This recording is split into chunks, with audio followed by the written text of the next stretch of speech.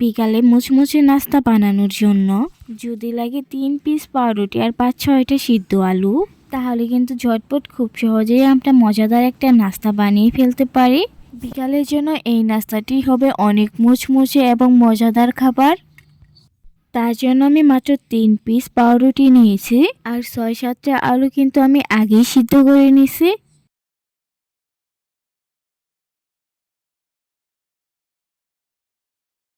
সবগুলো আলু বাটিতে দিয়ে দিচ্ছি। এবার কাঁটা চামচের সাহায্যে একটু ম্যাশ করে নিয়ে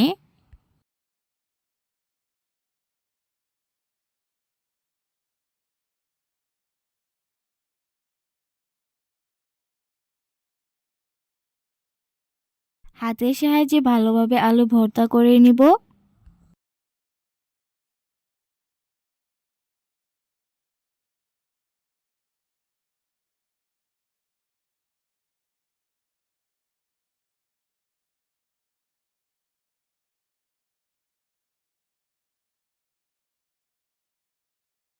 এবার দিয়ে দিচ্ছি পেঁয়াজ কাঁচামরিচ কুচি।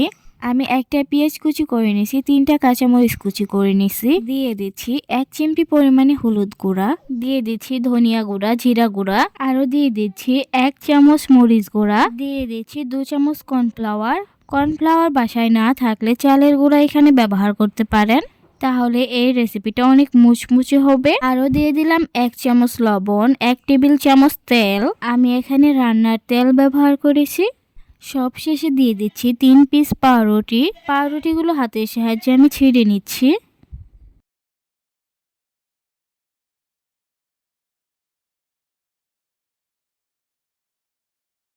এবার পাউরুটিগুলো ভিজানোর জন্য দিয়ে দিচ্ছি অল্প একটু পানি। এখানে পানি শুধু পাউরুটি ভিজানোর জন্যই দিতে হবে, খেয়াল রাখতে হবে পানি যেন বেশি না হয়।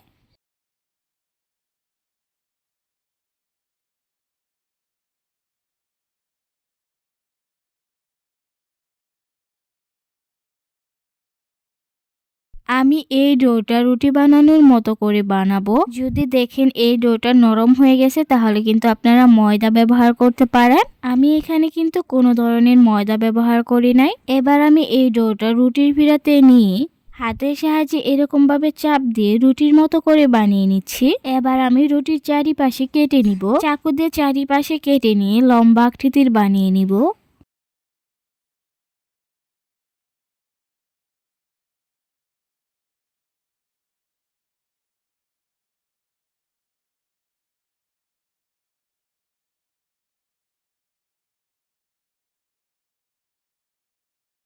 এবার আমি এই নাস্তাটা লম্বা শেপে কেটে নিব।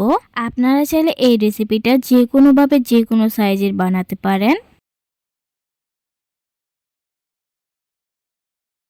এবার আমি পাউরুটিতে বানানো এই পিঠাগুলো তেলে ভেজে নিব।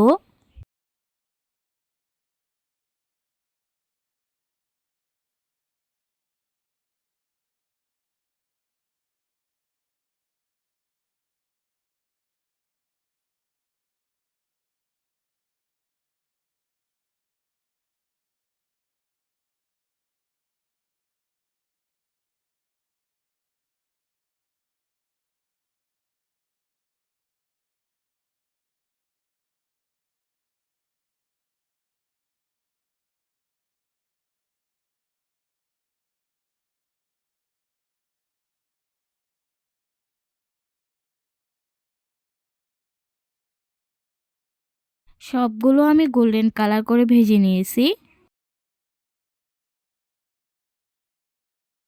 এটা খেতে কিন্তু অনেক টেস্টি। বিকালের আড্ডাতে বা বিকালের নাস্তায় এরকম একটা বানিয়ে দিলে সবাই কিন্তু অনেক মজা করে খাবে। এই মুচমুচে মজাদার নাস্তাটি বাসায় কিন্তু একবার হলেও আপনারা বানিয়ে দেখতে পারেন।